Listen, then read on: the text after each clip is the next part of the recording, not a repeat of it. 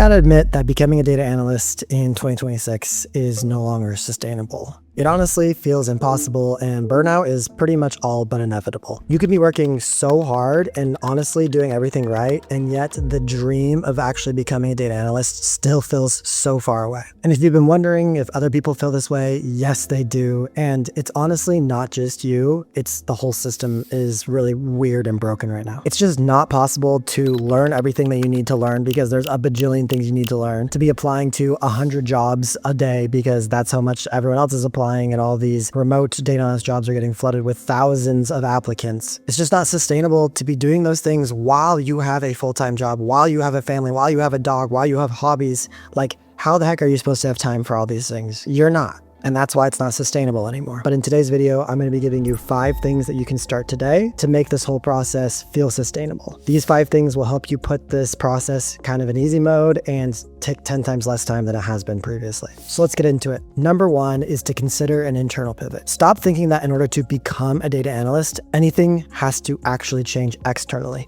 It can all change internally. The job you're at today, you can give yourself the title of a data analyst and start thinking about your job from a data perspective instead of the normal perspective that everyone else thinks about it. Data analyst is more of a mindset than it is a title.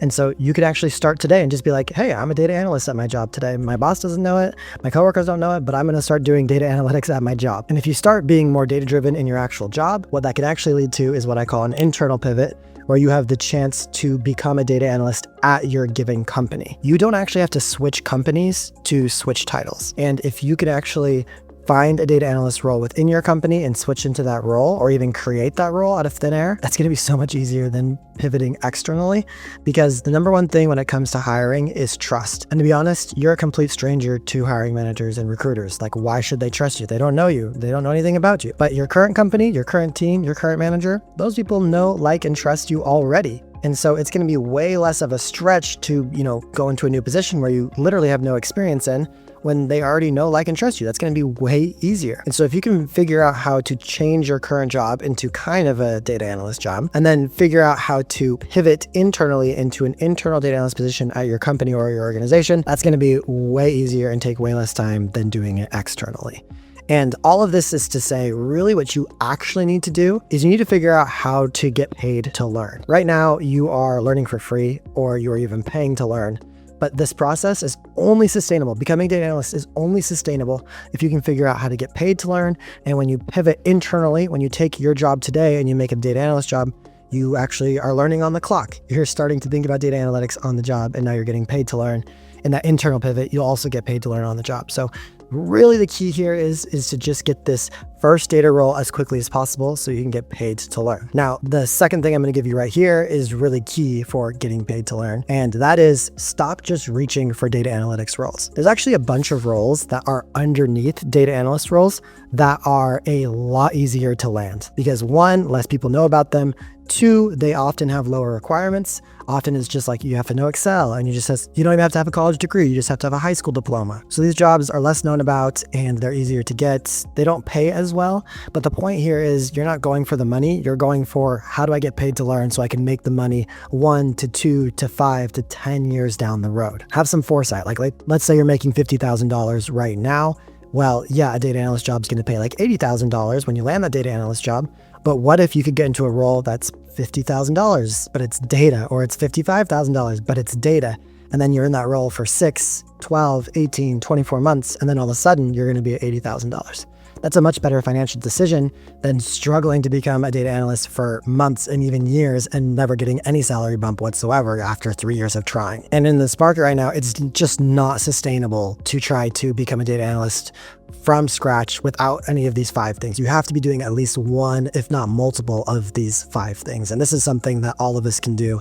So what are these job titles? Well, there's a lot of them. I've actually made a different episode about these 5 job titles or 6 job titles in the past. Some of them are data governance jobs, data entry jobs, data janitor jobs, data stewardship jobs, data specialist jobs. There's a bunch of different titles. It's for a different episode to go into the depths of these, but just know that there are roles below the data analyst role that will get your foot into the data world world. And then once you're in the data world, you can pivot really easy into the data analyst position. Once you have data on your resume and your LinkedIn, applying to these data analyst jobs, you're going to have more experience. The recruiters are going to trust you a little bit more because you're less of a risk, and you're going to get more interviews, and then you're going to get more offers, and then you're going to land your dream job. So stop reaching for the data analyst role if it feels unsustainable, and reach a little bit lower and get your foot in the door very quickly. My third piece of advice is to try to stop learning everything. There's so much to learn in the data world, you guys. Like, literally, there is so much freaking things to learn in the data world. And the secret is you don't have to know them all. You literally don't have to know everything about everything. You don't. Even though, like, that's what the course is, they'll make you feel, because that's how they make money, right? Like, of course they want you to learn all these different skills because that's how they literally make money. But the point here is you don't have to learn all of them. In fact, I don't know everything. Like, I literally don't know everything. I don't know a lot about Databricks. I don't know a lot about SaaS. I don't know a ton about Power BI even. Like, I've used it at work, but I'm not like a complete master at it. Like, my point here, guys, like, you don't have to know everything. So my example from this is someone on LinkedIn that I follow. Her name is Morgan, and she is a data visualization specialist. And she made this post on LinkedIn the other day. She has 33,000 followers. She's worked for Google about data visualization, and she's never touched Power BI. She's never touched Tableau. She's never touched Looker. She's just done Excel, Google Sheets, and she's a data viz specialist. And I don't know her salary. I don't really know her personally, but she works for Google. She has to make over 6 figures. So, like, think about that. You can work for Google, make over 6 figures, and you don't have to know Tableau, Power BI. Like, you just have to know Excel. So stop feeling like you have to learn everything. Just start with the basics. I think Excel is worth learning. I think SQL is worth learning. And I think some sort of data visualization tool like Power BI and Tableau are learning. Just do 3 things. That's it. Forget everything else. Forget the noise. Just say, I will learn that on the job. I will get paid to learn those things on the job. Python, don't even touch it. You guys, get paid to learn Python. Get paid to learn Tableau. Don't worry about everything right now. Focus on getting your foot in the door first and then learning everything later. The fourth thing you can do to make your job hunt feel more sustainable is you need to be networking more. You need to be talking to more people. And I know it sounds cliche, but I want to give a quick example. So if you're watching on YouTube, you might have noticed that some of our edits have changed, and that's because we're trying to hire a new editor. We've had the same editor for about a year with an agency, and we decided to leave. And so we've been trying different editors. And so that's why some of the videos look a little bit different here on YouTube. Now, I had a really interesting experience where I literally looked at hundreds of editors' portfolios, and I interviewed some, and I've tested some, but one of my current employees' friends was an editor, and he didn't really have a portfolio.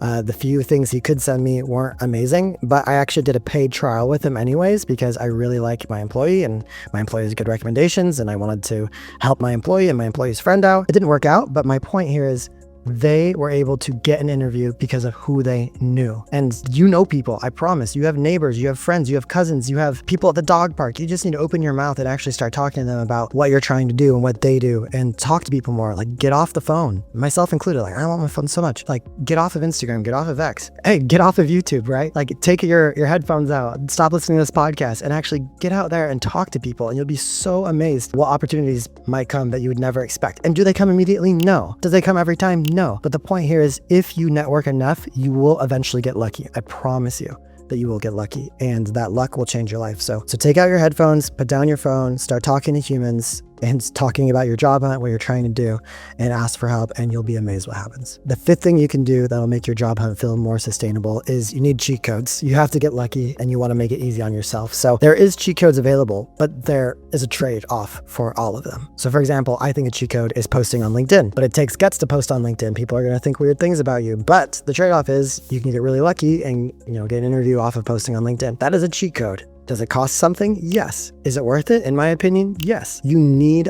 a cheat code, if not multiple cheat codes. And it's up to you to decide what cheat codes are worth the price for you. So for example, I talked about posting on LinkedIn. Another thing that I think is a cheat code is really good mentorship. So for example, we run the Data Analytics Accelerator. I think it's a cheat code to landing your first data job. We actually had one of our students literally say that in a review. It was so much easier to land a data job with our program than without it. She felt like it was a cheat code. Now, is this cheat code free? No, it costs money. It costs time. But is it worth it? That's up to you. That's only something that you can decide.